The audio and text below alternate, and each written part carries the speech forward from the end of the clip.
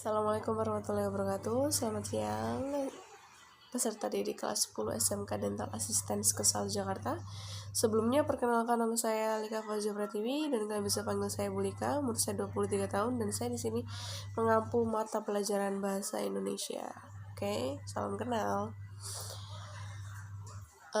Mungkin memang kalian udah ngerti ya, saya ini udah beberapa sesi pertemuan ya kita 4 atau 3 ini ya. Oke, baiklah, saya ingin mereview untuk materi sebelumnya. Dari materi pertama yaitu laporan hasil observasi. Setelah laporan hasil observasi yaitu ada materi mengenai laporan hasil observasi, dan yang kedua adalah teks eksposisi. Tapi saya akan membahas mengenai laporan hasil observasi terlebih dahulu. Dari yang pertama yaitu KD 3.2, menganalisis isi dan aspek kebahasaan dari minimal 2 teks laporan hasil observasi berkaitan dengan bidang pekerjaan. Kita akan membahas slide-slide PPT ya, setiap slide PPT yang saya kirimkan. Baiklah, lanjutnya untuk kompetensi intinya yaitu menganalisis kebahasaan teks laporan hasil observasi dan membenahi kesalahan bahasa dalam teks laporan hasil observasi. Yang pertama yaitu kita harus menganalisis kata serta frasa, verba, serta frasa nomina. Frasa itu adalah kelas kata atau kelompok kata, dan verba itu adalah kata kerja, sedangkan nomina adalah kata benda. Oke, paham ya? Yang pertama yaitu kita akan membahas mengenai frasa nomina. Frasa nomina itu seperti contohnya itu kata benda, yaitu wayang dan UNESCO. Selanjutnya adalah verba. Verba itu adalah kata kerja, seperti kata menetapkan, disesuaikan, dibuat, dan mengembangkan. Selanjutnya yaitu afiksasi yang kedua. Afiksasi yang pertama kan kita membahas tentang frasa ya. Yang kedua kita membahas tentang afiksasi, yaitu imbuhan. Imbuhan kan imbuhan di, imbuhan me, imbuhan ter, dan imbuhan ke. Oke. Baik. Contohnya itu seperti kata disebut. Jenisnya itu adalah frasa verba. Imbuhannya di dan kata dasarnya sebut. Selanjutnya adalah kalimat yang nomor 3, kalimat definisi dan kalimat deskripsi.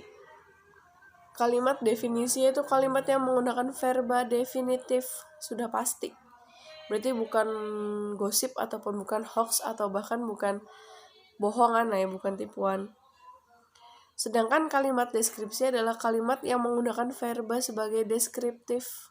Jadi merupakan deskripsi itu penggambaran gitu ya. Kalau definisi kan memang penggambaran hanya berupa fakta. Deskripsi juga sebenarnya fakta, hanya saja penggunaan kalimatnya itu lebih ke pendapat penulis. Selanjutnya adalah yang keempat, kalimat simpleks dan kalimat kompleks. Apa itu kalimat simpleks? Kalimat simpleks adalah kalimat tunggal, satu. Nah, kalimat simpleks ini tuh ciri-cirinya dia tidak mempunyai objek. Jadi kalimatnya itu tidak utuh. Benar-benar tunggal, simpleks ya. Simple lah ya, kalau untuk bahasa anak gampangnya itu simple. Itu contohnya adalah ada beragam jenis topeng di museum ini. Itu nggak jelas sih, bukan nggak jelas sih, tidak ada objeknya. Jadi itu merupakan kalimat tunggal. Pokoknya tidak melengkapi SPOK-nya, oke? Itu kalimat simpleks. Sedangkan kalimat kompleks itu atau kalimat majemuk adalah kalimat yang memiliki 2 atau lebih klausa. Apa itu klausa? Klausa adalah satuan gramatikal yang berpotensi sebagai predikat dan dapat membentuk sebuah kalimat, oke? Nah, kalimat kompleks dibagi menjadi 2 macam, yaitu kalimat kompleks atau majemuk setara, dan kalimat kompleks atau majemuk bertingkat. Berarti kalimat majemuk setara dan majemuk bertingkat. Kalimat majemuk setara itu memiliki 2 atau klausa ganda yang setara dalam suatu kalimat. Sedangkan kalimat majemuk bertingkat memiliki klausa ganda yang tidak sama atau berada di bawah fungsi utama suatu kalimat.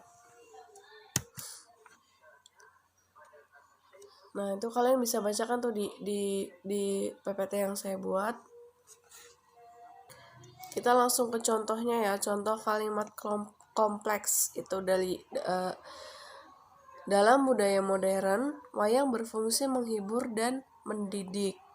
Itu ada kalimat koordinatifnya dan ada ada kata pelengkapnya. Ya, itu mengenai laporan hasil observasi KD 3.2.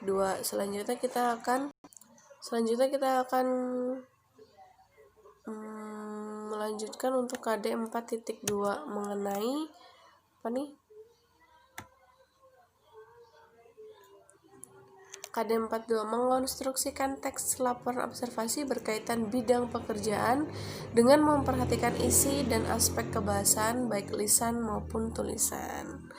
Nah, untuk kompetensi intinya itu adalah melengkapi gagasan pokok dengan gagasan penjelas dan menyusun teks laporan hasil observasi dengan memperhatikan isi dan kebahasaan. Oke. Ya, lanjut ke perhatikanlah contoh rangkaian gagasan pokok nih. Merpati sering disamakan dengan Dara karena termasuk dalam ordo yang sama. Itu kan merupakan gagasan pokoknya. Nah, nanti kalian jabarkan tuh untuk gagasan penjelasnya. Maksudnya apa dari merpati sering disamakan dengan Dara karena termasuk dalam ordo yang sama. Nah, setelah kalian berikan gagasan penjelas, setelah itu kalian rangkai dalam sebuah paragraf. Nah, setelah kalian selesai menyusun sebuah paragraf, berarti kan kalian itu sudah mencoba latihan untuk membuat teks laporan hasil observasi. Nah, selanjutnya itu langkah-langkah untuk menyusun teks laporan hasil observasi itu yaitu menentukan objek yang akan diamati. Kalau kalian melakukan teks observasi tanpa mempunyai ataupun mengetahui objek apa yang akan kalian observasikan, kalian nggak akan bisa. Itu jadi observasi apa. Nah, selanjutnya adalah menyusun jadwalnya bagaimana, urutannya apa aja, hari ini kita observasi apa aja, meneliti apa aja.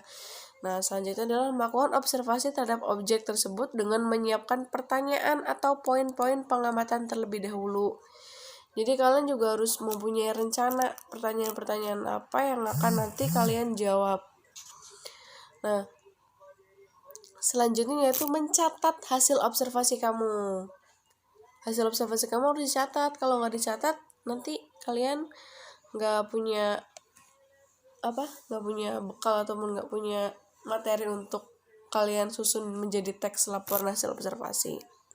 Selanjutnya yaitu menyusun teks laporan hasil observasimu dengan memperhatikan ketepatan isi, struktur, dan kaidah kebahasaannya. Nah, terusnya presentasikan teks laporan hasil observasi kalian di hadapan teman-teman kalian. Nah, setelah kalian selesai menuliskan teks laporan hasil observasi, kalian presentasikan di depan teman-teman kalian. Setelah itu, kalian membuka sesi pertanyaan, tanya jawab. Dan setelah itu, mempublikasikan teks laporan hasil observasi di majalah dinding atau majalah sekolah, atau kalian bisa membuat blog ataupun di media cetak. Seperti itu.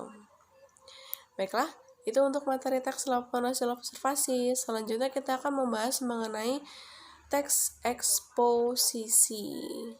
Teks eksposisi adalah, nah, untuk teks eksposisi sendiri nanti akan saya bahas dalam video yang kedua. Nah, itu mencakup 2 KD untuk teks eksposisi. Baiklah, jadi untuk laporan hasil observasi cukup ya pemahamannya mengenai materi laporan hasil observasi.